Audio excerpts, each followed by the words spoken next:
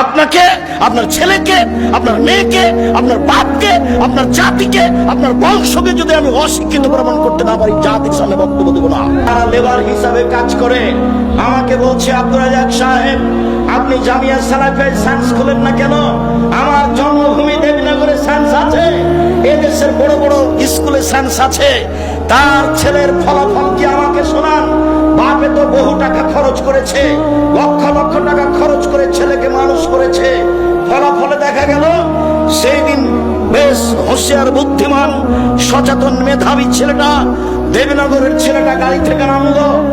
পরনে প্যান্ট আছে, প্যান্ট টাকনোর নিচে আছে, দাড়ি চাঁচা আছে, হাতে সিগারেট আছে, গলায় টাই আছে। এইভাবে গাড়ি থেকে নামলো। একটু পরে গাড়ি থেকে নামলো বৌমা, হালকা হালকা গায়ে কাপড় আছে। একটু পরে নাতনি গাড়ি থেকে নামলো, পুতিন গাড়ি থেকে নামলো, গায়ে কাপড় নেই। দেখি গাড়ির পিছন দিকে কুকুর আছে। বলেন টাকাটার অবস্থা কি হলো? এরই নাম সায়েন্স। এবার আপনি দেখতে পারেন বাড়ি যান ঢাকায়, ঢাকায় আপনার ওই পিজি হাসপাতালের ছেলে প্রতি মাসে 3 লক্ষ টাকা মাসে বেতনে চাকরি করে।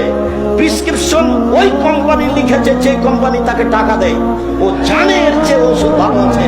ও তো শয়তান, ও একটা আস্ত শয়তান, ও একটা প্রতারক। আপনার বাপ মা প্রতারক, আপনি আপনার ছেলে মেয়ে কবর দিয়েছেন। এই জাতীয় শিক্ষিত, এই ব্যক্তিও শিক্ষিত, এই ছেলে মেয়ের কি উপকার করতে পারে? আমার নামে 5,000 কোটি টাকার মামলা হবে কেন? আমি ঠাকুরের কি করেছি? ঠাকুর বলেছে, ও কালিমা তোমার আকাশ, ও মা তোমার বাতাস। আমি বলেছি, ও ঠাকুর তোর বাপের আকাশ, কালিমার বাপের আকাশ। ঠাকুর জাতির শত্রু।